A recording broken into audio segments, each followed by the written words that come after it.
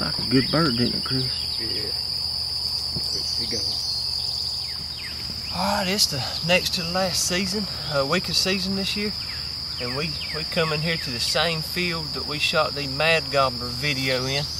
You know, I told you in the video that another bird had gotten a fight with the gobbler that we killed the week before last. And that kind of led to him coming in and jumping on the Jake decoy. And this morning we got here, man, we got here early again. And got set up on the same tree, set decoys out in the same spot. It broke daylight.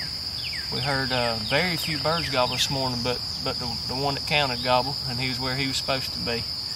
And you know, he probably gobbled 7 or 8 times on the limb and flew down. And I actually heard a bird behind us, probably 150 yards behind us in the branch gobble.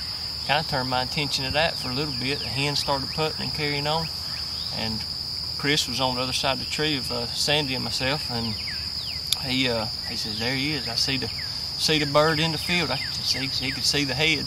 Sandy couldn't see him. I had a hard time seeing him, so I'm gonna let Chris bring it in from here." When I first saw him, I could see the head. He was probably, I don't know, 175 yards away in front of a dead pine, and I whispered to Eric, "Sandy, there he is, there he is. I think he's a gobbler."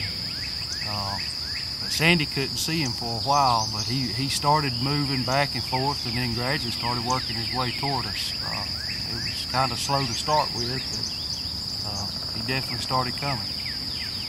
Yeah, they kept saying, "There the bird is by that dead pine." And there was more than one dead pine out there, and I kept looking at the other dead pine. I'm going, I must be blind.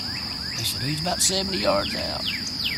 He's coming, he's coming." Finally, I saw him, and he just worked back and forth, kind of took his time closing. Once he got within probably about 40 yards, then he started closing in pretty quick then.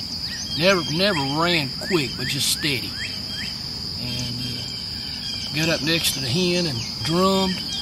At that time, he was only probably 15, 20 steps away, and then I was starting to wonder, how am I going to get my gun up to get a shot at him, because he was so close. But fortunately, he turned his back to us and started to step toward the Jake, and that's when I busted him. It was sweet. It was sweet. That was exciting. Get one in that close, and don't get much better than that. We're still hearing birds gobble all around us here, and 2 or 3 behind us. We're going to try to get after another one. Sandy, I'm glad you come and got one. Hey, I appreciate you calling me. Good hunt. Chris, Yeah, man. call. Yeah, we'll see if we can get Chris another one.